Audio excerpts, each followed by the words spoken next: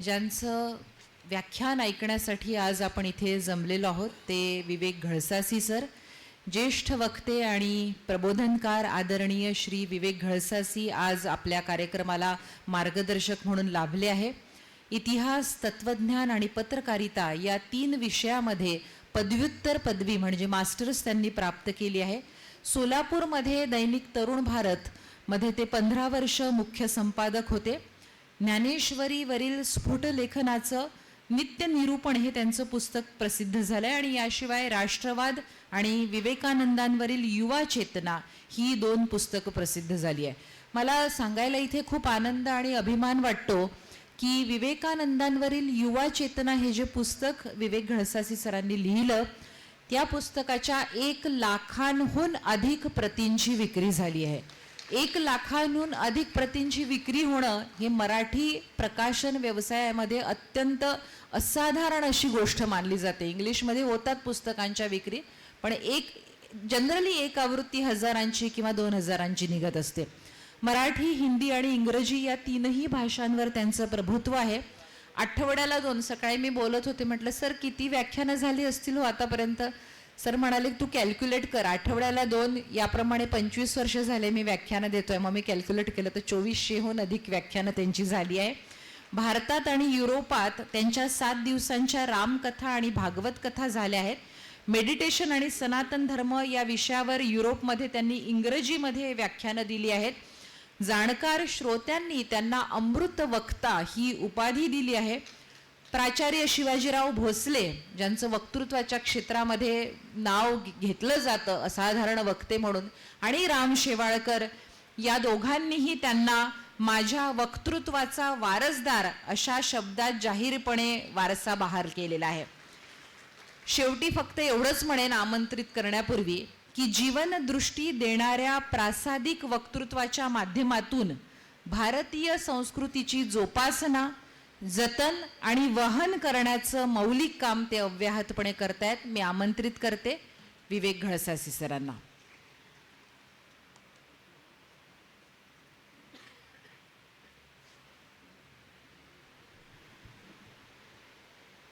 मी ज्या गावातून आलोय तिथे हनुमान जयंतीच्या वेळी कुस्त्याचे फड असत आणि नामवंत पैलवान कुस्त्या खेळायला येत असत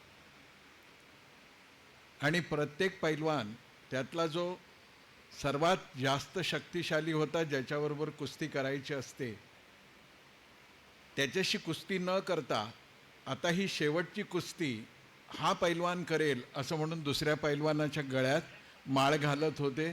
माझ्या बाबतीत तसं काहीतरी झालंय असं मला वाटतं. माझं भाषण तुम्ही ऐकायला उत्सुक आहात, हा गैरसमज कायम ठेवायचा असेल तर आपल्या सगळ्यांना माझा मनापासून रामराम, मनापासून रामराम.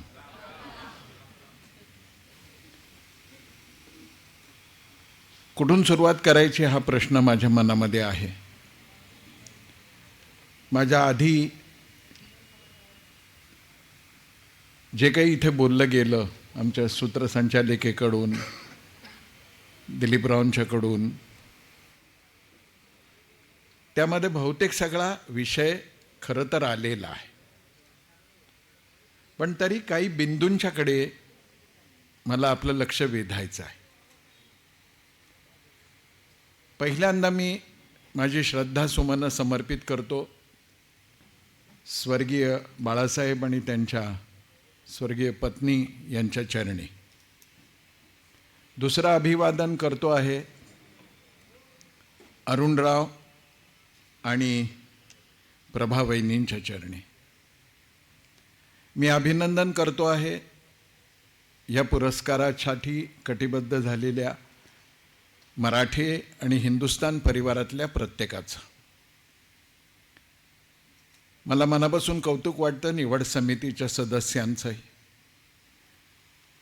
स्वामी सर आता म्हणाले आणि आधी उल्लेख झाला की या निवड समितीमध्ये मराठी परिवारातलं कोणी नव्हतं. योग्यच आहे ते, कारण का ही निवड समिती म्हणजे काही कॉलेजियम सिस्टीम नाही. की 13 परिवारातलेच लोक सगळ्या न्यायव्यवस्थेवरती मान ठोकून बसतील. त्यामुळे योग्यच आहे. मला काही गोष्टींची मुद्दाम इथे आपल्याला आठवण करून द्यायची आहे किंवा उजळणी करायची. खरोखर माध्यमांमध्ये इतकी विचित्र स्पर्धा सध्या सुरू आहे, जीवघेणी आहे, कटथ्रोट ज्याला इंग्रजीत म्हणतात. त्यातही निरक्षर पण भांडवलदार लोकांची वर्तमानपत्र, म्हणजे निरक्षर मालक. निरक्षर मालक याचा अर्थ ज्यांना पत्रकारिता, समाजातल्या वेदना याच्या संबंधाने फारसं काही देणं घेणं नसून त्यांच्या उद्योग समूहाची PROशिप करण्यासाठी ज्यांनी वर्तमानपत्र सुरू केली, अशा धनदांडग्यांच्या स्पर्धेमध्ये ध्येयवाद उराशी घेऊन खरोखर 75-76 वर्ष पत्रकारिता करणं हे मोठी कठीण गोष्ट आहे. स्वर्गीय बाळासाहेब स्वातंत्र्य चळवळीमध्ये सहभागी होते, स्वातंत्र्याची प्रेरणा होती. आणि ज्या काळामध्ये स्वातंत्र्याच्या या सगळ्या युद्धामध्ये आघाडीवर असलेल्या काँग्रेसचं स्वरूप सात्विक होतं खऱ्या अर्थाने, त्या काळामध्ये बाळासाहेबांनी कंबर कसून हे काम केलं. अवघड असतं, पण हे काम एका ध्येयाने ते करत असताना तोच वारसा अरुणरावनी पुढे सांभाळला. आणि अरुणरावनी हा वारसा सांभाळत असताना प्रभावहिनींची जी भूमिका त्याच्यामध्ये राहिली, त्यांच्याशी माझा संवादही झाला आहे, त्यांच्या हातचं मी जेवणही केलो आहे, त्यामुळं खाल्लेल्या मिठाला जागून मला हे बोललं पाहिजे की वर्तमानपत्राशी निगडीत असलेल्या प्रत्येक घटकाची आईसारखी काळजी हा प्रभावहिनींचा स्वभाव होता. म्हणजे खेड्यापाड्यावरून येणारे बातमीदार या सगळ्या वऱ्हाड प्रांतामध्ये हिंदुस्थानचं आपलं एक स्वतःचं विश्वासार्ह स्थान आहे. त्या छोट्या गावातून येणाऱ्या बातमीदाराकडे सुद्धा, म्हणजे वर्तमानपत्रामध्ये काम करणाऱ्या कर्मचारी असो, संपादकीय वर्ग असो, त्यांची पण देखभाल करणं मालकांचे प्रतिनिधी असणाऱ्यांच्यामध्ये हा भाव फार कमी असतो. आणि मी पुन्हा तो शब्द उच्चारतोय की धनदांडग्यांच्या वर्तमानपत्रामध्ये तर माणुसकीचा हा लेश दूर दूरपर्यंत आपल्याला कुठे दिसत नाही. कारण का त्यांना नोटा छापायच्या आहेत. पण हिंदुस्थाननी आपला एक ठसा उमटवला. ती परंपरा चालू राहिली बाळासाहेबांच्यापासून, अरुणरावांपासून आज जे सगळे सांभाळत आहेत ते सगळ्यांची खरं तर नावं घ्यायला पाहिजे, पण सगळ्यांची नावं घेतल्यात वेळ खूप जाईल. त्या सगळ्यांनी ती नीट सांभाळलेली आहे. आणि ती सांभाळत असताना व्यावसायिकता ढळू दिली नाही, पण व्यवसायाचा धंदा केला नाही. ही पण एक चांगली गोष्ट आहे. एक तर मध्यमवर्गीय मराठी माणसांनी वर्तमानपत्र काढणं, चालवणं, त्याची विश्वासार्हता टिकवणं हे मोठं कठीण आहे. हे काम हिंदुस्थानने केलं आणि त्यामुळंच त्याला समाजातल्या सेवाभावी संस्थांना पुरस्कार देण्याचा हक्क प्राप्त होतो. नाही तर गल्लोगल्ली हल्ली पुरस्कार दिले जातात. कुठलीही संस्था उठते, पुरस्कार देते, पण ज्यांची एक प्रतिष्ठा आहे, विश्वासार्हता आहे, अशी एक वैचारिक परंपरा ज्या वर्तमानपत्राला आणि ज्या मराठी कुटुंबियाला, समग्र मराठी कुटुंबीय, त्या सगळ्यांना तो अधिकार आहे असं मला वाटतं. त्याचं कारण ही विश्वासार्हता आजही प्रवासात मला वराडामध्ये हिंडताना दिसतं की हां, हिंदुस्थान आमचं वर्तमानपत्र, आमचं वर्तमानपत्र. तर ह्या सगळ्या हिंदुस्थान परिवाराचं मी पहिल्यांदा मनापासून अभिनंदन करतो.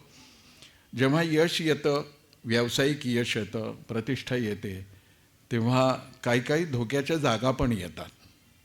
त्यामुळं त्या धोक्याच्या जागा टाळण्याचं कौशल्य प्रभावहिनींच्या आशीर्वादाने ह्या मराठींच्या नव्या पिढीला प्राप्त व्हावं असंही मला वाटतं.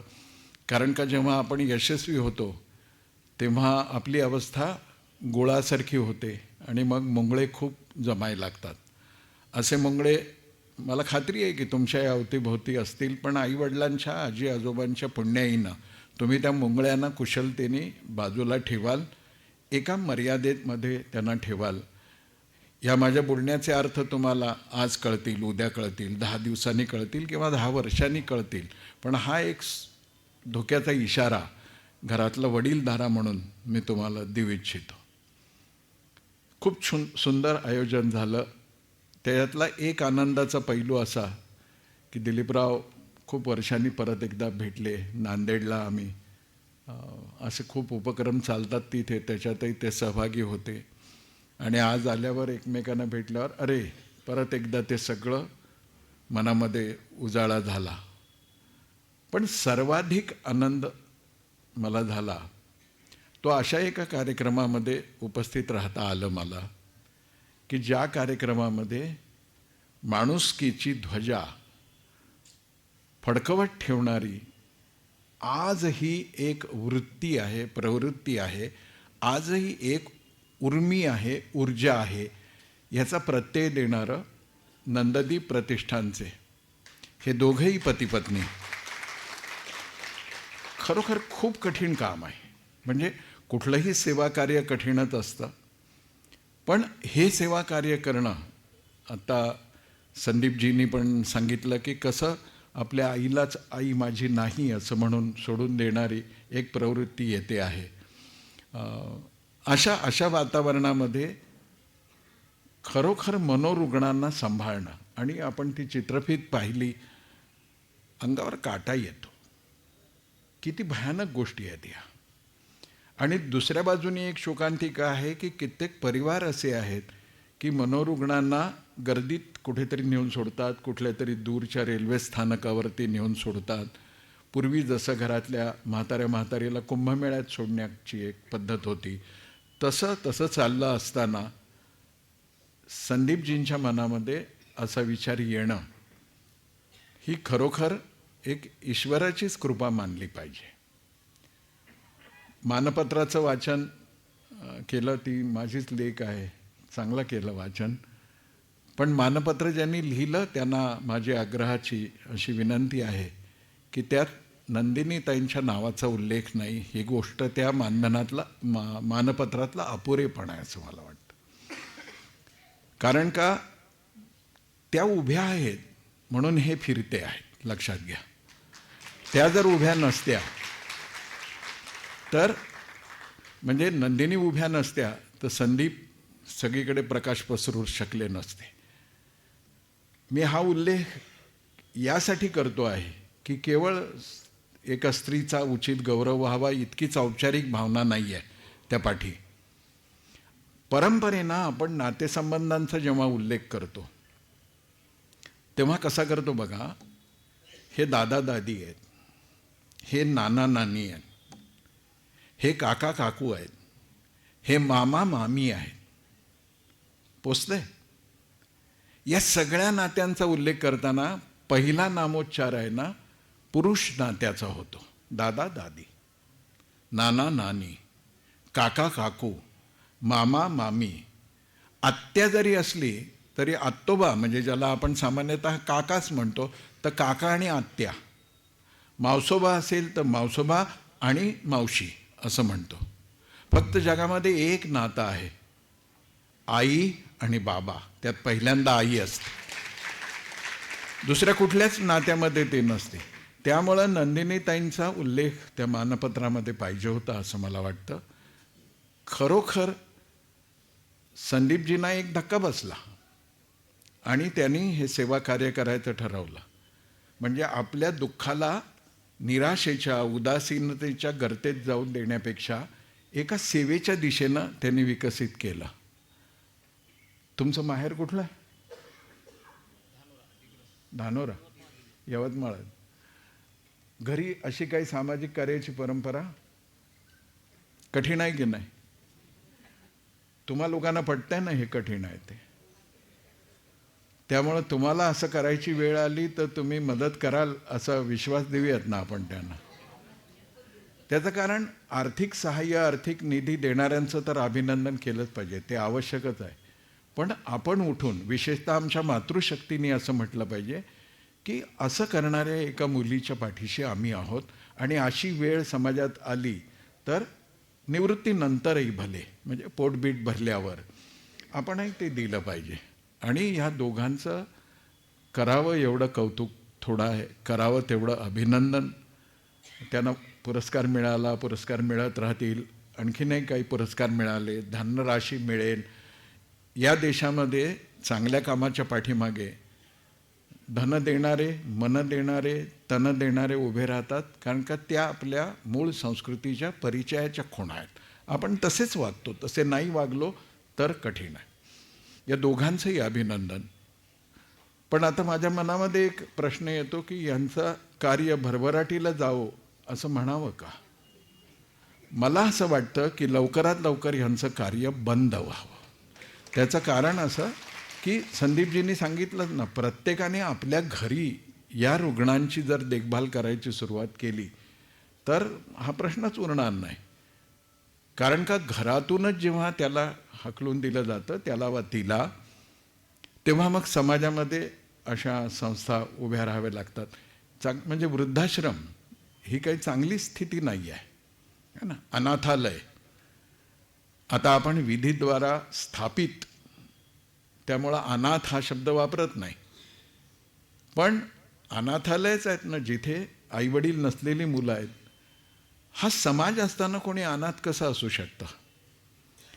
तसा हा समाज जर आपापल्या जबाबदाऱ्या पार पाडायला लागला तर अशा संस्थांची गरज नाही. मला एक प्रसंग आठवतो, पंढरपूरला नवरंगे बालकाश्रम आहे, स्वामी सरांना माहीत. त्या बालकाश्रमामध्ये एक मोठे विद्वान होते. विद्वान आणि पुढारी ही जरा कॉन्ट्राडिक्टरी टर्म आहे, पण वापरतो मी, कारण का बरं दिसत नाही चार लोकात. तर ते म्हणाले, मी विठ्ठल रुक्मिणीच्या चरणी प्रार्थना करतो की प्रतिवर्षी इथल्या मुलांची संख्या वाढत जावं. नवरंगे बालकाश्रम अनाथ आश्रम आहे. तर कार्यक्रम झाल्यावर आता पत्रकार आहे, आणि पत्रकारांनी कायम तोंडामध्ये गुळाचा खडा ठेवायचा नसतो. डोक्यावर बर्फाचा खडा ठेवावा, पण तोंडामध्ये मिरची असलीच पाहिजे त्याच्या, तरच तो पत्रकार असतो. मी त्या पुढाऱ्यांना म्हटलं की इथली संख्या आपोआप वाढेल, तुम्ही प्रयत्न करून नका वाढवू. म्हणजे जे काही चाललंय ते चालू द्या, नीट चाललंय, व्यवस्थित चाललंय. मी खूप अभिनंदन करतो संदीप आणि नंदिनी तुमच्या दोघांचंही. तुम्हाला परमेश्वर आत्ता जे करता आहात ते करण्याचं बळ देवो. पण तुम्हीच केलेल्या प्रार्थनेनुसार हळूहळू इथली संख्या, त्यांनी फार छान विचारलं की 3.5 एकर जागा त्यांना मिळाली आणि तिथे निर्माण सुरू झालं आहे, बांधकाम सुरू झालं आहे. पण ते बांधकाम होऊ नये असं एक ओझरतं वाक्य त्यांनी म्हटलं, ते बरोबर होतं. त्यांनी आणखीन एक वाक्य म्हटलं की जे माझ्यासाठी डोळे उघडणारं होतं. ते म्हणाले की मी काही फार शिकलो नाही.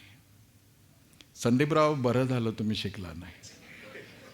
तुम्ही शिकला असता तर आमच्याकडे बघा असेच झाले असतं तुम्ही, है ना. 4 लोकात बरं दिसावं असं वागणं, 4 लोकात बरं दिसावं असं बोलणं, हे सगळं खोटं खोटं खोटं खोटं जगतात जी शिकलेली असतात. खूप शिकलेली माणसं शहाणी असतातच असं नाही. तुम्ही कमी शिकलात पण शहाणे आहात. आणि वेड्यांसाठी म्हणाल तर वेड्यांसाठी काम करणं, त्यांचा शब्द वापरतो मी, पागल आहे. मला ताजुद्दीन बाबांची एक गोष्ट आठवते. त्यांना पागलखान्यात ठेवला नागपूरला, आणि पोलिसांनी पकडलं. ब्रिटिशांची राजवट होती आणि ब्रिटिशाच्या राजवटीकडून न्याय मागणं कठीणच आहे. तसं सध्याही न्याय मागणं कठीणच आहे आणि महाग पण आहे. तर ताजुद्दीन बाबांना भेटायला त्यांचे शिष्य जायचे, तर ते डोळ्यात पाणी बिणे की बाबा आपको पागल बना कर यहाँ रखा है. तर ते हसायचे. ते म्हणायचे की रो मत. तो शिष्य म्हणायचे क्यों नहीं रोएंगे, आपको पागल खाने में बंद करके रखा है, ये हमको अच्छा नहीं लगता. ते म्हणाले कि मेरी तरह से सोचो, मुझे यहाँ बिल्कुल संभाल कर रखा है, पागल तो बाहर घूम रहे हैं. ताजुद्दीन बाबांचं हे वाक्य. तर ही गोष्ट खरी आहे. दुसरी गोष्ट खरी आहे, सेवा कार्यामध्ये जो वेडा होतो ना तो जास्त शहाणा असतो. जो शहाणा होतो त्याला वेडच म्हटलं पाहिजे. कारण का इथं वेडं होऊनच काम करावं लागतं. ज्यांनी देशभर काम केलं आहे आत्तापर्यंत. आत्ता मला आल्यानंतर आमचे डॉक्टर साहेब म्हणाले की खरं तर पद्मश्री वगैरे असं इतक्यात घाई करू नये, मिळेलच. आणि गेल्या 10 वर्षात तुम्ही ज्यांना हे पुरस्कार मिळतात त्यांची नावं पाहिल्यानंतर या पुरस्कार म्हणजे पद्मश्री पुरस्कार देणाऱ्या समितीचं पण डोकं ठिकाणावर आहे हे तुमच्या लक्षात येईल. यापूर्वी नट्यांना दिले जायचे, करमणूक करणाऱ्या जोकर्सना दिले जायचे आणि वर्तमानपत्रामध्ये गद्दारी करणाऱ्यांना दिले जायचे. आता खऱ्या समाजसेवकांना दिले जातात. त्यामुळं एक ना एक दिवस त्यांना पुरस्कार मिळेल. पण त्या पुरस्कारासाठी सगळ्यात मोठा पुरस्कार हा आहे. संध्याकाळची वेळ सोडून लग्नसराईचे दिवस आहेत, रिसेप्शन चालू आहेत, तरी एवढ्या संख्येने अमरावतीकर आले म्हणजे हाच मोठा पुरस्कार असतो खरं बघायला गेलं तर. आणि त्या पुरस्कारांचं म्हणाल ना तर कधीकधी माझ्या मनात असं येतं की सेवेच्या नावाखाली शोषण करून धर्मांतर करणाऱ्या एका स्त्रीला सुद्धा भारतरत्न दिलं जात असेल तर त्या पुरस्काराची अवकात काय असते. ती काय सेवा होती? मेलेल्या माणसाचाही धर्म बदलणं ही काय सेवा होती? ते शोषण होतं. तो आंतरराष्ट्रीय कारस्थानाचा एक भाग होता. त्यामुळं त्या पुरस्काराकडे लक्ष देऊ नका. तुम्हाला मातीतून उमललेल्या माणसांच्या, उगवलेल्या माणसांचे पुरस्कार नक्कीच मिळत राहतील. मी तुमचं खूप अभिनंदन करतो. आता मी पंखे बंद करायला लावले याचं कारण सांगतो. मी आता एक गृहपाठ घेणार आहे. आपलं बोललं गेलं आणि आपल्याकडे आहे ना कोणत्याही कार्यक्रमामध्ये असं खूप खूप खूप खूप शब्द वापरून बोलायची सवय असते. म्हणजे मराठीतला एक चांगला शब्द मला आठवतो, बदाबदा शब्द पडतात. तर भावूक असलंच पाहिजे. मूळ प्रेरणा आहे ना ती भावनेचीच असते. पण भावनेच्या उद्रेकामध्ये आहे ना काही दायित्वांचं विस्मरण होता कामा नये. प्रशंसनीय कार्य आहे की नाही? आहेच. जे ह्या कार्याच्या पाठीशी उभे आहेत त्यांना साष्टांग नमस्कार केला पाहिजे की नाही? केलाच पाहिजे. पण ह्यातल्या मुळाकडे आपण लक्ष कधी देणार? छान वाटतं आपल्याला. म्हणजे विद्रोह, आक्रमकता, दुःख, दैन्य यांचं साहित्य, कविता वाचत असताना फार खुश होणारा वर्ग कोण असतो माहिती आहे? तुमच्या माझ्यासारखा पांढरपेशीय सुखवस्तू. इंग्रजीतला शब्दच वापरायचा झाला ना तर दुःख आणि वेदनांमध्ये सुद्धा आपला एक रोमॅन्टिसिझम आहे. आम्ही त्या दुःखाशी, वेदनांशी प्रामाणिक नाही आहोत. एक क्षणभरामध्ये आपल्याला काहीतरी वाटतं, पण ते वाटणं फारसं खरं नसतं. कारण का दुसऱ्या क्षणी ते ओसरतं. पावसाळ्यातल्या नद्यांसारखी असते आपल्या भावनांची यात्रा. स्थायी बनवलं पाहिजे. तर संदीप आणि नंदिनी या दोघांनी एक क्षेत्र निवडलं की रस्त्यावरचे मनोरुग्ण पकडायचे. आपण सगळ्यांनी टाळ्या वाजवल्या. माझा प्रश्न आहे, आपल्यापैकी माझ्यासह असा कोण धैर्यवान आहे की छातीवर हात ठेवून सांगेल मी मनोरुग्ण नाही? खूप गंभीर बोलतोय मी, खूप गंभीर बोलतोय. म्हणजे विनोद करायसाठी बोलत नाही आहे मी. मला प्रश्न विचारायचा आहे की रस्त्यावरच्या बेघर बेवारस मनोरुग्णांच्या दृश्यमान दुःखांमध्ये आपण कावरे होतो. अगदी योग्यच गोष्ट आहे, अगदी नैसर्गिक आहे. पण आपण विचार केला आहे की आपण मनोरुग्ण आहोत की नाही? मी शपथेवरती सांगतो, माझ्यासह आपण सगळेजण कमी अधिक प्रमाणामध्ये मनोरुग्णच आहोत. इथे चित्रफितीत दिसलेली जी माणसं होती ना ती मनोरुग्ण अवस्थेची परमोच्च अवस्था होती. आपण प्राथमिक अवस्थेमध्ये असू, माध्यमिक अवस्थेमध्ये असू, उच्च माध्यमिक अवस्थेमध्ये असू, पण आपल्यापैकी कोण आहे की ज्याच्यामध्ये मनोरुग्णत्वाची बीजं नाही आहेत? मी एका व्यापक प्रश्नाकडे आपलं लक्ष वेधतोय. या समारंभामध्ये येऊन आपण उत्तम काम केल्याचं कौतुक करूच. मी तर ह्या दोघा पती पत्नींकडे पाहिल्यापासून मला पंढरपूरचे आमचे विठोबा रुक्माई दिसत आहेत असं मला वाटतं. मी त्यांना नमस्कार करतो त्यासाठी. खूप कठीण काम आहे, खूप कठीण काम आहे, ते करतायत. पण मनोरुग्ण कोण नाही आहे. आणि ही मनोरुग्णांची छुपी संख्या का वाढते विचार करावा लागेल. आणि जर आपण अजून मनोरुग्णाच्या प्राथमिक अवस्थेत असू तर नक्कीच विचार करू. उच्च माध्यमिक अवस्थेत गेलो असू तर हे काय बोलायला लागले, हेच एकटे मनोरुग्ण आहेत असं वाटेल तुम्हाला. पण स्वतःशी प्रामाणिक असू तर लक्षात घ्या, मनोरुग्ण ही विश्वाची गेल्या 50 वर्षामध्ये वाढत चाललेली गंभीर समस्या आहे. एकही घर, विशेष करून मी पुन्हा सांगतोय, उच्च मध्यमवर्गीय, शिक्षित, पांढरपेशा, सुखवस्तू वर्गामध्ये मनोरुग्णांची संख्या अधिक आहे. हे कशामुळे निर्माण व्हायला लागलंय? दिसणारे मनोरुग्ण, त्यांच्यासाठी कोणीतरी संदीप नंदिनी उभे राहतील. तुमच्या माझ्यासाठी तर आपले पोट्टेही उभे राहणार नाही. त्याचं कारण ते स्वतः मनोरुग्ण आहेत, आपण मनोरुग्ण आहोत. काय आहे मनोरुग्णाची स्थिती बघा. आम्ही न कळतपणाने एका अवसादामध्ये चाललो आहोत, एका उदासीनतेमध्ये चाललो आहोत. समारंभाचं आपल्याला आकर्षण आहे.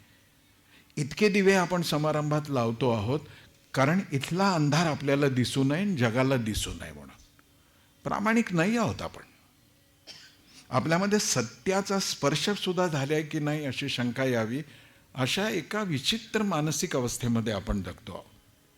किती अवसाद, किती तणाव, किती निराशा, किती औदासीन्य, किती हताशा, हे सगळं गेल्या 60, 70, 80 वर्षामध्ये अधिक वाढायला लागले. शिकलेले लोक पूर्वी नव्हते अशातला भाग नाही. पण पूर्वी जे शिकले होते ना, ते समस्याचं समाधान देण्यासाठी उभं राहत. आज जेवढे शिकलेले आहेत ना, ते समस्या निर्माण करण्याचं कारण बनत आहे. तुम्ही आणि मी, आपण अपराधी आहोत हे एकदा मान्य केलं की हे काम किती मोठं आहे आणि या कामात आपण काय करू शकतो. विनोबा भावेंच्याकडे एकदा एक प्राध्यापक गेले. सामान्यतः प्राध्यापक अकारण गंभीर चेहरा करून बसतातच, कारण का त्यांना लहानपणी कोणीतरी सांगितलेलं असतं की जेवढा विद्वान तेवढा गंभीर चेहरा असला पाहिजे. तर आता काय PhDचे निबंध त्यांनी कसे लिहिलेले असतात माहीत नाही मला, पण त्यांना विद्वान आहोत हे सिद्ध करण्यासाठी गंभीर चेहरा ठेवावाच लागतो. म्हणजे ते UGCचा एक नियम आहे असं समजा तुम्ही, की त्यांना गंभीर चेहरा ठेवावाच लागतो.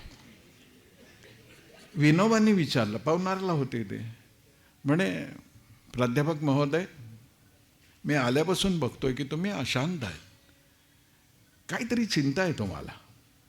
आणि शिकलेल्या माणसाला आम्हाला जास्तच चिंता असतात, आणि त्याही जेवण जेवल्यावर टाइम्स ऑफ इंडिया वाचताना जास्त निर्माण होतात. आपण ढोंगी आहोत, हा टेकअवे पॉईंट आहे आज जातानाचा. विनोबांनी विचारलं की काय एवढे चिंतेत, काय नाही. ते म्हणाले, बाबा काय सांगू, म्हणे मी एक प्रश्नाचं उत्तर शोधतो आहे की मी बघतो आहे म्हणे जगात मूर्खांची खूप वाढते आहे, तर कमी करण्यासाठी काय करता येईल याने मी चिंतेत आहे. बाबा हसले. आणि संतच हसू शकतात. संसारी तर लिपस्टिकची काळजी घेतात, पडेल की मेकअप याची काळजी घेतात, हसत नाहीत ते. आता कुठे हसताय बघा ना तुम्ही. पण तुम्हाला हसायला लावणारे एक वाक्य मी उच्चारू शकतो. विलास मराठ्यांची परवानगी नाही आहे. सगळ्यांसाठी जेवण आहे बरं का, सगळे हसतील. हे मनोरुग्णाचंच लक्षण आहे की आपण हसणंच विसरलो. बाबांनी उत्तर दिलं की तू स्वतःला सुधार, जगातला एक मूर्ख कमी होईल. बघा, मला असं वाटतं की रस्त्यावर येणारे मनोरुग्ण हे विश्वविद्यालयीन पदवी प्राप्त लोक आहेत, आणि आपण बालवाडीतले आहोत. त्याच दिशेने चाललो आपण. का घडतंय असं? थोडं गंभीरपणे घ्या. हे पहिलं कारण आहे, आमच्या अवतीभोवती वैचारिक क्षेत्रामध्ये प्रदूषण निर्माण करण्याचं नियोजनपूर्वक कारस्थान चाललंय. या नियोजनपूर्वक कारस्थानामध्ये पहिली गोष्ट काय आहे तर सत्य, शिवत्व आणि मंगलत्व याच्यावरचा विश्वास उद्ध्वस्त करणं. याला आधुनिक भाषेमध्ये वोकिझम म्हणतात. आणि प्रामुख्याने जगभर अशा पद्धतीनं मूल्यव्यवस्था उद्ध्वस्त करण्याचं काम डाव्या विचाराचे वामपंथी लोक करत आहेत. त्यांच्यापासून खूप अर्बन नक्सल्स करत आहेत. त्यांच्यापासून खूप सावध राहावं लागेल. ते मूल्यांवरचा विश्वासच उडवत आहेत. या देशाच्या सर्वोच्च न्यायालयामध्ये की ज्या देशाचा सर्वोच्च न्यायालयाचं बोधचिन्ह या सनातन संस्कृतीचं प्रकटीकरण करतं, त्या देशात शरीर संबंधाचं वय 18 वरून 13 वर्षावर आणावं यासाठी चर्चा चालते. तेव्हा या चर्चेत सहभागी झालेले वकील आणि न्यायाधीश मनोरुग्ण आहेत की नाही? आहे. पण कोण विचारणार त्यांना? कोण बोलणार? ही या देशाची समस्या आहे का की शरीर संबंधाचं वय कोणतं असावं? पण एक वोकिझम, आपल्याला वोकिझमचे प्रकार किती भयानक आहेत हे माहीत नाही.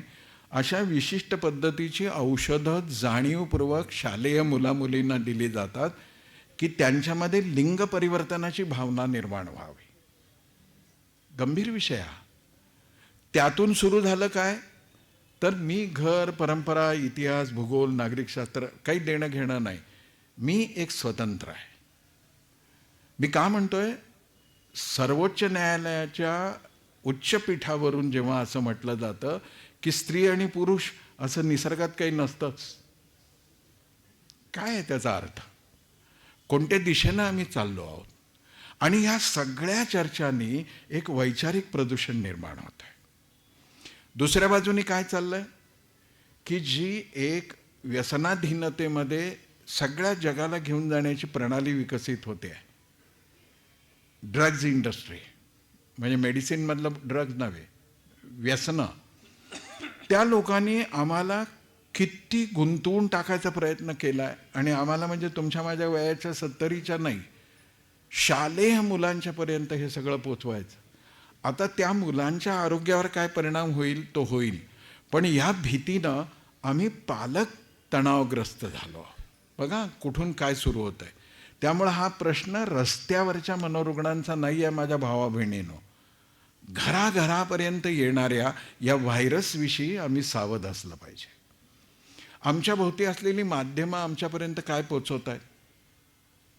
मुलांचे छोटे खेळ जे आहेत, जे यूट्यूबवर दिसत आहेत, सध्या एक पॉप्युलर खेळ आहे. त्या खेळाविषयी 2 मानसशास्त्रज्ञांनी सावधानतेचा इशारा दिला आहे. ते असं म्हणतायत की तुम्ही ह्या मुलांना की हे खेळ देऊ नका, कारण का हे खेळ देता देता एक लिंक दिली जाते आणि ती लिंक ओपन केली की तुम्हाला बक्षीस मिळेल असं वाटून त्या मुलांना लिंक ओपन करायला लावतात. आता तुम्ही मोठ्या स्क्रीनवर म्हणजे टी व्हीवर पाहत असाल तर धोका कमी असतो, पण आईवडिलांच्या मोबाईलवर जर मुलं पाहत असतील तर हे सगळं मानसिक रुग्णाचंच लक्षण आहे, हे विसरू नका. तर तुमचं बँक खातं रिकामं होऊ शकतं. इतकंच नाही, पोर्नोग्राफीकडे या पोरांना घेऊन जाता येऊ शकतं. या सगळ्याचा आमच्या सात्विक, सज्जन, सरळमार्गी जीवनावरती परिणाम होत असल्यामुळं आम्ही तणावग्रस्त आहोत, अवसादग्रस्त आहोत. दुष्काळ पहिल्यांदाच येतोय का या देशात, जगात? महापूर पहिल्यांदाच येतोय का? शेतकऱ्यांच्या आत्महत्या छत्रपती शिवाजी महाराजांच्या काळात आपण किती ऐकल्या, वाचल्या. त्याच्या आधीच्या कालखंडात किती वाचल्या. आज त्या का एवढ्या वाढल्यात? बघा, त्याचं कारणच आहे की धक्का सहन करण्याची तयारी आमची संपली आहे. म्हणजेच आम्ही मानसिकदृष्ट्या दुर्बळ होत चाललो. पहिली गोष्ट आहे की आमच्या अवतीभोवतीचं वैचारिक वातावरण प्रदूषित करणाऱ्या अर्बन नक्सल, ओकिझम, वाममार्गी म्हणजे कम्युनिस्टांच्या पासून आमचं वैचारिक क्षेत्र आम्हाला सुरक्षित ठेवावं लागेल. 2, माध्यमांच्याकडे फार उघड डोळ्यांनी पाहावं लागेल की माध्यमं काय करत आहेत, या माध्यमांमध्ये काय येतंय, कशाची चर्चा होते, त्या चर्चेचा आपल्यावर काय परिणाम होतो आहे. आपण नुसतं पाहून सोडून देतो नाही. इथं न्यूरोलॉजीचा ज्याने अभ्यास केला असेल किंवा डॉक्टर आमच्या डॉक्टरांचे एक चिरंजीव आहे, न्यूरोलॉजिस्ट आहे, त्यांना विचारा की 10 वाजता आपण एखादी सिरियल बघून स्विच ऑफ करतो टी व्ही, आपल्याला असं वाटतं की विसरलो. नाही, आपलं सबकॉन्शियस त्याच्यावरती विचार करत राहतं आणि आपल्या मनाची सगळी शांती आहे ती जातं. जर 6-7 तास आम्हाला शांत झोपच नाही लागली तर कोणतं मानसिक स्वास्थ्य आमच्याकडे राहणार आहे? खूप गंभीर आहे हा विषय. आणि हा एका रस्त्यावरच्या मनोरुग्णापुरता नाही. माझ्या मायबापांनो नीट समजून नाही घेतलं तर काही दिवसांनी संदीपरावांना तुम्हाला मला सुद्धा घेऊन जावं लागेल त्यांच्या केंद्रावर, अशी स्थिती येईल. आपण कपडे फाडत नाही आहोत कारण का थोडेफार अजून आपण प्रायमरीमध्ये पहिल्या दुसऱ्या इयत्तेमध्ये आहोत, पण घाबरून गेलो आहोत. सगळ्या गोष्टींचा ताण. तिसरी गोष्ट आहे औद्योगिक इथली सगळी, म्हणजे बाजारपेठ. बाजारपेठ म्हणजे व्यापारी नाही म्हणत मी म्हणतोय की उत्पादनं करणारे लोक. आमच्याकडे माणूस म्हणून बघतच नाहीत, ते कन्झ्युमर म्हणून बघतायत. आणि ते काय करतायत, एक भकारी प्रणाली आमच्यावर थोपतायत. एक तर भ्रम निर्माण करतात की माझ्याकडे या वस्तू नसतील तर माझं घर हे घर नाही. भ्रम निर्माण करतात की माझ्याकडे जर ब्रँडेड शूज नसतील, ते 80,000चे आहेत का 8,000चे आहेत गौण मुद्दा, ब्रँडेड बूट नसतील, ब्रँडेड पॅन्ट नसेल, ब्रँडेड शर्ट नसेल, ब्रँडेड वस्तू नसेल तर मी गया गुजरा. कोण निर्माण करतंय? हे वस्तूचं उत्पादन करणारे मानवता विरोधी उद्योजक आहेत. आपण सावध राहायला पाहिजे. त्यांचा हेतू फार स्पष्ट आहे. हिंदुस्थानसारख्या देशामध्ये कोणी लुंगी, कोणी धोतर, डबल काष्ट्याचं धोतर असेल, नुसत्या काष्ट्याचं धोतर असेल, कोणी पायजमा, कोणी सलवार कुर्ता, कोणी 5 वारी, कोणी 6 वारी, कोणी 9 वारी, कोणी दोन्ही खांद्यावर, कोणी डोक्यावर, कोणी बिलकुल पदर नाही. एक वस्त्र एवढा विषय घेतला आपण तर हिंदुस्थानामध्ये प्रत्येक 12 कोसावर भाषा बदलते तसं वस्त्र प्रावरण बदलत राहतात. इतकी विविधता वस्त्राबाबतीत ज्या देशात आहे त्या देशात ब्रँडेड जीन पॅन्ट्स आणि शर्ट निर्माण करणाऱ्याचा धंदा तसाच मार खाणार आहे. म्हणून ते काय करतायत, नव्या पिढीला ब्रँडेड कपड्यांची सवय लावतायत, ज्यामुळं भारतीय परिवेशाची विविधता संपावी आणि त्यांच्या वस्तू खपाव्यात. एवढाच नाही आहे, मुलींमध्ये जीन पॅन्टचं प्रमाण, त्यातही स्किन टाईट जीन पॅन्टचं प्रमाण वाढलं. याचे किती परिणाम होतात त्यांच्या देहावर हे गायनाकॉलॉजिस्टला विचारा एकदा तुम्ही, की काय चाललं आहे त्यांच्याकडे, कुठपर्यंत चाललं आहे ते. आहाराच्या बाबतीत तेच आहे. एक तांदूळ घेतला तर घरटी वेगवेगळे पदार्थ बनतात. पण मॅकडॉनल्ड काय करतंय, आम्हाला pizza, burger, cake, bread, biscuits खायची का सवय लावते? कारण का बल्कमध्ये प्रोडक्शन झालं की मार्केट मोठं मिळेल, खाण्यातली विविधता संपली. आणि हे सगळं नसेल तर आम्ही गयेगुजरे आहोत. काय भ्रम निर्माण, याचा आज लिहून घ्या, घरी गेल्यानंतर फार तर लिहून ठेवा, किंवा हे रेकॉर्ड होतं आहे ते परत परत ऐका. आम्ही ह्या सगळ्या षडयंत्रातून बाहेर नाही पडलो तर येत्या 10 वर्षामध्ये आम्ही पण ठार वेडे झाल्याशिवाय राहणार नाही. कोण सावरेल आम्हाला? मग आमचे शिक्षक, प्राध्यापक सगळेजण सावरतील. आणि अशा वेळी जबाबदारी येते माध्यमांची. तुम्ही जी मेनस्ट्रीम मीडिया म्हणतो त्याच्या इतका बाजार बसवेपणा कुठे पाहिला आहे का हो कधी? त्याच्या इतके या देशाच्या परंपरेशी काडी मात्र संबंध नसलेले लोक कोणी पाहिले? त्यांचे पैसे कुठून येत आहेत? त्यांना आर्थिक मदत कोण करत आहे? त्यांच्या डोक्यामध्ये काय घटना आहेत? आपल्याला आश्चर्य वाटेल की या कुठलीही व्यवस्था इथली आम्हाला शहाणं करणं, तणावमुक्त करणं, शांतीचा अनुभव देण्यासाठी नाही. इथे देशद्रोह्यांसाठी रात्री 12ला कोर्ट उघडलं जातं, पण प्रामाणिक माणसाचं आयुष्य गेलं तरी त्याला तारीख मिळत नाही. आम्ही वेडे होणार की नाही? आम्हाला मानसिक ताण येणार की नाही? सगळं होणार आहे आणि येत्या 10 वर्षात हे वाढत जाणार आहे. मग आम्हाला विचार काय करावा लागेल की हे सगळं नीट कसं होईल. तर यात पहिली भूमिका आहे संदीपने सांगितल्याप्रमाणे कुटुंबांची. माझ्या कुटुंबामध्ये मी एक सुहास्य, तणावमुक्त, आनंदी वातावरण निर्माण करू शकतो का. आणि ह्या सभागृहामध्ये महायोगी अरविंद येऊन गेले असं जर आत्ता आपल्याला सांगितलं गेलं असेल तर त्यांचं एक फार चांगलं वाक्य माझ्या घराचं संविधान बनवू शकतो का मी. ते म्हणजे वस्तुनिरपेक्ष आनंद मला घेता येतो का. वस्तुनिरपेक्ष. आम्हाला कशाचा आनंद आहे. तर 2 दाराचं फ्रीज आमच्या घरात आहे. तर फ्रीजमध्ये वस्तू थंड होतात, डोकं थंड होत नाही, मन शांत होत नाही. ते अधिक अधिक अधिक शुद्ध व्हायला लागतं. आम्ही काय करायला लागलो आहे. आम्हाला एवढा मोठा टी व्ही पाहिजे, एवढं मोठं अमकं पाहिजे. आमच्या घरातलं फर्निचरसुद्धा आम्ही काय नाही गोथी आहे.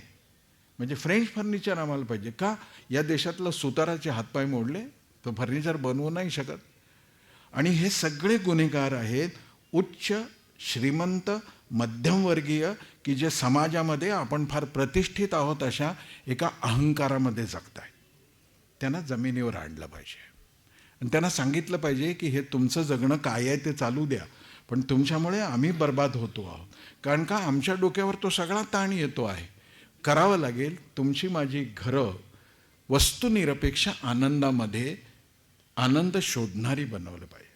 दुसरी गोष्ट, तुमच्या माझ्या घरामध्ये संस्काराचा आणि अनुशासनाचा दुराग्रह धरला पाहिजे. आग्रह संपला आता. कारण का उठ रे म्हणून जेव्हा बाळ उठत नाही ना तर कानफाडात तरी मारावी लागते किंवा चादर खेचून तरी घ्यावी लागते. कारण का उठ रे या प्रेमाचा शब्द ऐकून उठण्याच्या लायकीची पोरं नाही राहिली तर आईला ते करावंच लागतं. तसं आज आमची कुटुंब आहे ना, आग्रहाच्या अडचणीत सापडून उपयोग नाही. दुराग्रह. अनुशासन आहे, हे करावंच लागेल. याप्रमाणेच जगावं लागेल. जर पंचतारांकित हॉटेलमध्ये गेल्यावर खुर्चीवर मांडी घालून तुम्ही जीव शकत नाही आणि खिशातले हजारो रुपये खर्चून गुपचूप तुम्ही ते सांगतील ते ऐकता, घरात अनुशासन का नको. या सगळ्याचा माझ्या भावा बहिणीनो समाजावरती इतका एक ताण येत चाललेला आहे. एकदा युनोच्या एका मोठ्या समितीने 21व्या शतकाचा उत्तरार्ध कसा असेल याच्यावरती खूप विचार केला आणि त्यांनी एक सूत्र दिलं. जेव्हा की 20वं शतक संपता संपता हे संशोधन चाललं होतं आणि ते म्हटलं की at the mid of 21st century, किंवा त्यांचं वाक्य सांगायचं तर 21st century will be the century of depression and tension. मी म्हणत नाही आहे, मी फक्त आपल्या परिप्रेक्ष्यामध्ये हे मांडतो आहे. जर 21वं शतक डिप्रेशन आणि टेन्शनचं असेल तर हे काय आभाळातून पडणार आहे. हे आम्हाला घराघरातूनच निर्माण होत आहे, ते बंद केलं पाहिजे. घरामध्ये नातेसंबंध, घरामधले ऋणानुबंध, दुसऱ्यासाठी काही ना काहीतरी करायची तळमळ, हे आमच्या घराचा स्वभाव बनला पाहिजे. तो आमच्या समाजाचा. का बरं एक मुलगा आपल्या आईला घेऊन जातो आणि संदीपना सांगतो की ही माझी आई नाही आहे, घ्या. आत्ता सोलापूरच्या एका मुलाने, तरुण वकील होता, तो तरुण आहे, जन्मदात्या आईच्या छळाला कंटाळून त्या 30 वर्षाच्या मुलाने आत्महत्या केली. काय आहे. देहाविषयीचं आत्यंतिक आकर्षण, व्यसनाविषयीचं आकर्षण, हॉटेल्स जी पनपू लागलेली आहेत त्याचं कारण, ब्रँडेड बाजारपेठा वाढत आहेत त्याचं, सगळ्याचं कारण आहे ना, कृपा करून हे मानू नका की आमची आर्थिक सुबत्तता वाढली आहे. आम्ही आमच्या कबरीवरती नवतेच्या या सगळ्या चादरी घालतोय आणि सुखात आहोत असं दाखवतोय. कृपा करून यातून बाहेर आलं पाहिजे. मग काय केलं पाहिजे. तर त्यासाठी 3 गोष्टी मला वाटतात. कारण का नुसता आजार सांगून काय उपयोग आहे. संदीप आणि नंदिनींनी जर नुसता आजारच सांगितला असता आणि उपाय केला नसता तर काही झालं नसतं. पहिली गोष्ट आहे, आमची कुटुंब भारतीय सनातन परंपरेशी इमान असलेली निर्माण केली पाहिजे. कुणाला आवडो न आवडो, कुणाला पटो न पटो. तीर्थक्षेत्रातली गर्दी ही सुद्धा भक्तांची नाही आहे, भयभीतांची आहे, भित्र्यांची आहे. या सगळ्या साधू संतांच्या मागे इतकी गर्दी येते. साधू संत मोठेच आहेत, इतकी गर्दी येते आहे ती आध्यात्मिक आकर्षणातून येत नाही आहे. तर उद्याच्या समस्येला मला काहीतरी उत्तर पाहिजे म्हणून एक मानसिक नशा शोधायचा प्रयत्न करत आहेत. तुम्हाला काय वाटतं, विदेशात हरे रामा हरे कृष्णा म्हणत नाचणारे जे लोक आहेत ते खूप भारतीय आध्यात्मिक झाले काय? त्यांना एक नशा पाहिजे, त्यांना एक नवता पाहिजे. आमची घरं आम्हाला सनातन परंपरेशी समांतर करावे लागतील. 1. 2. आमच्या घरामध्ये मूल्य स्थापित होण्यासाठी ज्या पद्धतीचे संवाद व्हायला पाहिजेत ते केलं पाहिजे. किती टक्के मार्क मिळाले, पहिला येणार का दुसरा, कुठे ॲडमिशन घेणार, कॅम्पस इंटरव्ह्यूमध्ये सिलेक्शन झालं का, काही अर्थ नाही आहे का मर्यादेपलीकडे. आणि येत्या काळात तर असं वातावरण निर्माण होणार आहे की इथे आपल्या ह्या प्रमाणपत्रांना काही कोणी विचारणार नाही आहे. एका युरोपीय शिक्षण तज्ज्ञाने मला एका प्रवासात सांगितलेली गोष्ट फार छान वाटते. तो म्हणाला की MBBS किंवा MS MD झालेले मुलं आमच्याकडे हॉस्पिटलला इंटरव्ह्यूला येतात तेव्हा मी पहिला प्रश्न त्यांना विचारतो आणि ते गडबडून जातात. प्रामुख्याने आशियाई देशातून येणारी मुलं. तो म्हणाला की तू डॉक्टर व्हायचं म्हणून डॉक्टर झालास की MD व्हायचं म्हणून डॉक्टर झालास? तुला खरोखरच डॉक्टर व्हायचं होतं का MD व्हायचं होतं, MBBS व्हायचं होतं? तात्पर्य असं की माझ्या आतून डॉक्टरीचं कौशल्य आहे की नाही, इथे माझ्या पाझरते की नाही, काय इथे पीळ पडतो की नाही. मग आमची सगळी क्षेत्र अशी झालेली आहेत, अशा वृत्तीने व्यापली गेली आहेत की काय करावं काय नाही हे अंदाजच येत नाही. या सगळ्यामध्ये 1. कुटुंब भारतीय बनवली पाहिजेत. 2. मूल्यांचा आग्रह धरला पाहिजे. आणि 3. अनुशासनहीन आम्ही जर होत असू तर भले घरातून एखाद्याला हाकलून द्यावं लागलं तरी चालेल, पण अनुशासनाचा आग्रह धरला पाहिजे. मग हे सगळं जी माध्यमं करू शकतात त्यात शिक्षण संस्था आहे. तर शिक्षण संस्थांची अवस्था आपण बघतो. एक विद्यापीठच्या विद्यापीठ आतंकवाद्यांचा अड्डा बनतं, आम्ही बघतोय. ते गावोगावच्या श्रीमंत शाळा पालकांच्या शोषणाची केंद्र बनत आहेत. सॉक्सपासून गणवेशापर्यंत, गणवेशापासून वह्या पुस्तकापर्यंत, वह्या पुस्तकापासून दप्तरापर्यंत सगळं शाळेतूनच विकत घ्यायचं आणि शिक्षणासाठी ट्युशन्स लावायच्या. कोणती पद्धत आहे? आमची न्यायप्रणाली, आमचं प्रशासन, आमचं माध्यमं, आमच्या शाळा सगळ्यामध्ये असं वातावरण निर्माण झालं आहे की जिथे मानवतेला उतरती कळा लागली. त्यातून घरोघरी तुमच्या माझ्यासारखे तणावग्रस्त, भयभीत, आतंकित, अवसादग्रस्त मनोरुग्ण वाढत आहेत. या मनोरुग्णातून बाहेर यायचं असेल तर आपल्याला कंबर कसून काम करावं लागेल. ते या दोघा पतीपत्नींना एका अर्थाने आपण दिलेला आशीर्वाद असेल, आश्वासन असेल. हिंदुस्तान हे दैनिक यासाठी मला असं वाटतं की आता स्वामी सरांनी सांगितलं की नकारात्मक बातम्या देत नाही, पण नुसतं नकारात्मक बातम्या देत नाही तशातला भाग नाही. जेव्हा दिलीपराव इथे प्रशासकीय अधिकारी होते तेव्हा या स्वामीच्या पाठीशी उभे राहा असा एक लेख लिहिला गेला होता. आणि एका प्रशासनामध्ये उत्तम काम करणाऱ्या सरकारी अधिकाऱ्याच्या पाठीशी एखादं दैनिक कसं उभं राहतं आणि समाजामध्ये एक निर्मळ वातावरण निर्माण करण्याचा प्रयत्न कसं करतं असा सुद्धा उपक्रम केला आहे. माझ्या भाषणाच्या बातम्या वगैरे छापता तुम्ही, ते तर चांगलंच करता तुम्ही ते, पण एखादं दैनिक कुटुंब म्हणून चालवणं हे खरंच कठीण आहे. त्या दैनिकाच्या वतीनं या एका अशा व्यक्तित्वाच्या स्मृतीत, म्हणजे प्रभावहिनींच्या स्मृतीत की जिच्या अंतःकरणामध्ये मातृत्वाशिवाय दुसरा भागच नव्हता, अशा स्मृतीत खरोखर वात्सल्य ज्याच्या जीवनात आहे अशा या दंपतीला हा पुरस्कार दिला जातोय. त्यामुळं आज मला अनेक अंगाने जो आनंद होतोय तो व्यक्त करण्यासाठी मी उभं राहिलो. पण नुसतंच गोड गोड बोललं तर मी माझ्या जातीला जागलो नाही असं होईल. मी पत्रकार आहे, कान नाही उपटले. तसं संदीप तुम्ही आणि मी एकाच जातीचे आहे. केस वाढलेले दिसले की माझ्या जिभेचा कैची कात्री वस्तारा चालायच लागतो. केस वाढलेले बघताच येत नाही मला. त्यामुळं आम्ही दोघं सारखेच आहोत. आम्ही वारीक वारीक करू हजामत बारीक. हां, आम्ही दोघंही एकाच वृत्ती आहे. आणि फार तसाच असतो, सेना महाराजांच्या कुळातलाच असतो. सेना महाराज फार छान म्हणतात, आम्ही अहंतेची नखं काढू, कामक्रोधाच्या बगला झाडू, विवेकार्पण ऐना दाऊ, आम्ही वारीक वारीक करू हजामत बारीक. त्यामुळं ते काम करायचंच आहे आपल्या सगळ्यांना. पण हा माझा भाव तुम्ही कृपा करून विसरू नका.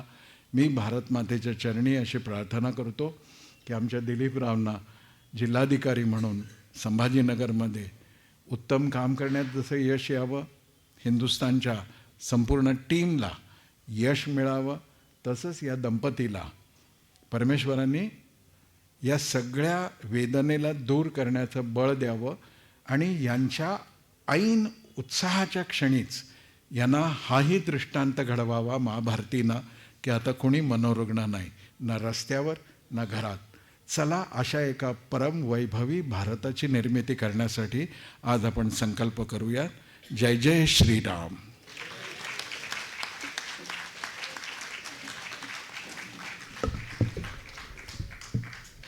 विवेकजींचं अतिशय खोल आणि अंतर्दृष्टी असणारं भाषण, व्याख्यान असं मी म्हणेन की ज्याच्यामध्ये अनेक गोष्टींना त्यांनी स्पर्श केला. डाव्या विचारांच्या माध्यमातून होणारी कुटुंब संस्थेची किंवा संस्कृतीची मोडतोड किंवा संपवण्याचा घाट त्यालाही स्पर्श केला. कन्झ्युमरिझमवर ते बोलले आणि उपायसुद्धा सांगितले. हा विषय विवेकजी तुम्ही बोललात म्हणून सांगते की हिंदुस्थानमध्ये आपण काय सुरू केलेलं आहे. मध्यंतरी एक घटना घडली होती, आपल्या सगळ्यांना आठवत असेल. आपल्या भारतीय महिला टीमने विश्वचषक जिंकला आणि तो जिंकला त्या दिवशी त्या मैदानामध्ये हरप्रीत कौर नावाची जी खेळाडू होती तिने तिचा कोच अमोल मुजुमदार याला खाली वाकून भर मैदानामध्ये नमस्कार केला.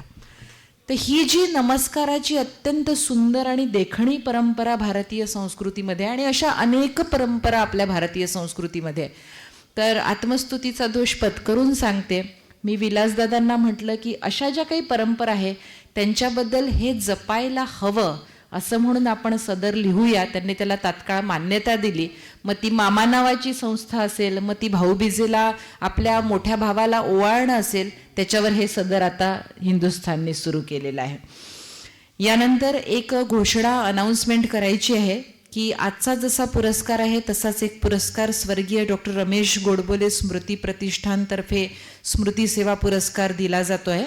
तो आहे 23 नोव्हेंबर 2025ला संध्याकाळी 6 वाजता स्वर्गीय सोमेश्वर पुसदकर सभागृहामध्ये हनुमान व्यायाम प्रसारक मंडळामध्ये. आपल्याला सगळ्यांनाच डॉक्टर रमेश गोडबोले हे नाव सांगायची गरज नाही. अमरावतीमध्येच नाही तर विदर्भामध्ये सेवा कार्यासाठी ते प्रसिद्ध होते आणि त्यांच्या स्मृतीप्रित्यर्थ हा पुरस्कार दिला जातो. या पुरस्कार समारंभाला 23 तारखेला संध्याकाळी 6 वाजता सोमेश्वर पुसदकर सभागृहामध्ये जरूर या. आणखी एक घोषणा आहे. स्वर्गीय विठाबाई तुळशीरामजी देशमुख यांच्या स्मृतीप्रित्यर्थ प्राध्यापक माणिकराव देशमुख यांच्याकडून 11,000 रुपयांची देणगी त्यांनी आता जाहीर केली आहे. आणि एक एक एक गृहस्थ त्यांनी माझं नाव अनाऊन्स करू नका पण त्यांच्यातर्फे सुद्धा एक निनावी 11,000 रुपयांची देणगी जाहीर केली आहे. यानंतर मी कार्यक्रमाच्या आभार प्रदर्शनासाठी सर्वेश मराठे जी हिंदुस्थानची चौथी पिढी आहे त्यांना आमंत्रित करते. नमस्कार. आदरणीय व्यासपीठ, सन्माननीय पुरस्कारार्थी, प्रमुख पाहुणे, मान्यवर आणि उपस्थित नागरिक बंधू भगिनींनो, आजचा स्वर्गीय प्रभा अरुण मराठे स्मृती प्रभास सामाजिक सेवा पुरस्कार वितरण सोहळा एका अत्यंत प्रेरणादायी आणि स्फूर्तिदायक वातावरणात पार पडला. या मंगलप्रसंगी आपले सर्वांचे मनःपूर्वक आभार मानणे हे माझे कर्तव्य आहे. त्यापूर्वी आजच्या कार्यक्रमाच्या निवेदिका या महाराष्ट्र राज्यात सुप्रसिद्ध निवेदिका आहेत. त्यांनी आज पावेतो राष्ट्रपती, पंतप्रधान, राज्यातील नामांकित टिळक पुरस्कारासारखे अनेक कार्यक्रमांचे निवेदन त्यांनी केले आहे. अशा मराठी परिवाराच्या सदस्या असलेल्या वसुंधराताई काशीकर भागवत यांचे शाल, श्रीफळ व पुष्पगुच्छ देऊन त्यांचे स्वागत उपस्थित मान्यवरांनी करावे अशी मी त्यांना विनंती करतो.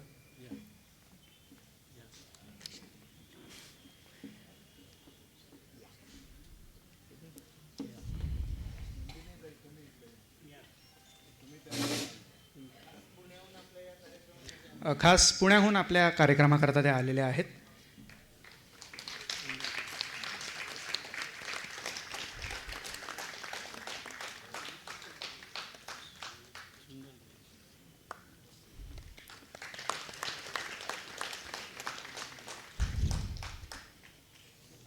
तसेच मराठे परिवारातीलच सौ रसिकाताई वडवेकर वानखडे यांचे सांस्कृतिक क्षेत्रात अग्रेसर नाव आहे. त्यांचेही शाल श्रीफळ व पुष्पगुच्छ देऊन स्वागत मान्यवरांनीच करावे अशी मी त्यांना विनंती करतो.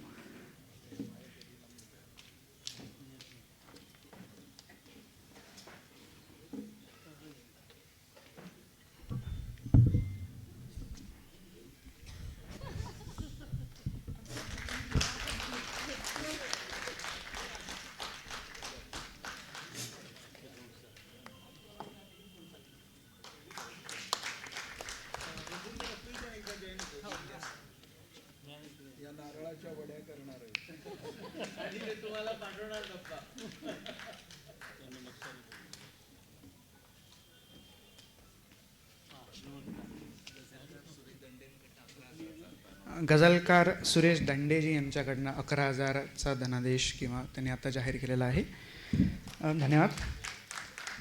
आजचे पुरस्कारार्थी श्री संदीप शिंदे व सौ नंदिनीताई शिंदे, संस्थापक नंददीप फाउंडेशन यवतमाळ, यांचे मनोरुग्ण सेवेला समर्पित कार्य खरोखरच वंदनीय, अनुकरणीय आणि वाखाणण्याजोगे आहे. नंददीप फाउंडेशनच्या माध्यमातून आपण जो निस्वार्थ सेवाभाव जपला आहे त्यासाठी हा पुरस्कार अत्यंत योग्य सन्मान आहे असे मला वाटते. आपण केलेल्या समर्पण आणि त्यागाचे मोल करता येणार नाही. आपणास हा पुरस्कार मिळाल्याबद्दल मनःपूर्वक अभिनंदन. आपले कार्य अनेकांसाठी प्रेरणास्रोत ठरेल यात काही शंकाच नाही. हा पुरस्कार मिळाल्याबद्दल मनःपूर्वक अभिनंदन. असे सत्कर्म निरंतर चालू राहण्यासाठी निसर्ग आपणास सर्व संकटांवर मात करण्याचे बळ देवो हीच प्रार्थना व सदिच्छा.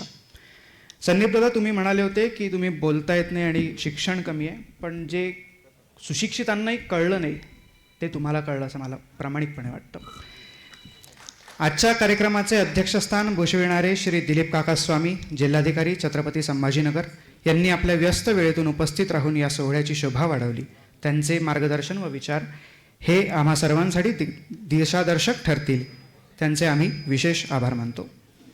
तसेच आजच्या कार्यक्रमाचे प्रमुख मार्गदर्शक श्री विवेकजी घळसासी, ज्येष्ठ वक्ते आणि प्रबोधनकार, यांनी आपल्या ओजस्वी वाणीतून सामाजिक कार्याची महती आणि गरज अधिक स्पष्ट केली. त्यांच्या विचारांमुळे पुरस्काराचा उद्देश अधिक सखोल झाला. त्यांचेही आम्ही अत्यंत ऋणी आहोत. मंचावर उपस्थित सावदेकराबा आणि कमलाजी यांचे देखील खूप खूप आभार. या समारंभासाठी ज्यांनी पडद्याआड राहून परिश्रम घेतले त्या सर्व स्वयंसेवकांचे, तंत्रज्ञानांचे, माध्यम प्रतिनिधींचे आणि ज्यांनी हा हॉल उपलब्ध करून दिला त्या जोशी हॉल व्यवस्थापनाचे, तसेच पडिया स्टुडिओजचे आम्ही आभार व्यक्त करतो. आणि सर्वात महत्त्वाचे आभार समस्त आपण उपस्थितांचे. आपण सर्वजण या सोहळ्यासाठी उपस्थित राहिलात आणि या उदात्त कार्यास आपला पाठिंबा दिलात. आपल्या उपस्थितीने या पुरस्काराचे महत्त्व अधिक वाढले आहे. मी केवळ सर्वेश एक सर्वसाधारण भावनिक व्यक्ती म्हणून, म्हणजे ना कुठल्या आडनावे ना कुठल्या प्रतिष्ठानाने, प्रभास सन्मान पुरस्कार समितीचे म्हणजेच अविनाश काका मोरेल, अनंत काका कौलगीकर, अनुकाकू आळशी आणि सावंतदादा देशमुख आणि सोबतच दैनिक हिंदुस्थान आणि मराठे परिवाराचे मी मनःपूर्वक आभार मानतो, ज्यांनी समाजसेवेच्या या उदात्त कार्याला प्रोत्साहन देण्यासाठी हा पुरस्कार देण्यास सुरुवात केली आणि यशस्वीरित्या त्याचे आयोजन केले. आमची लाडकी प्रभाजी आणि आमचे प्रेसाबा यांच्या स्मृतीला वंदन करून त्यांच्या नावाने हे कार्य पुढे नेल्याबद्दल त्यांचे खूप खूप अभिनंदन. तसेच आजच्या कार्यक्रमाचे उत्कृष्ट संचालन केले त्याकरिता वसुंधराताई परत एकदा थँक्यू सो मच. पुनश्च एकदा आपण सर्वांचे आभार मानून मी इथेच थांबतो. पुन्हा भेटूयात पुढच्या वर्षी ह्याच तारखेला आणि ह्याच उद्देशाने.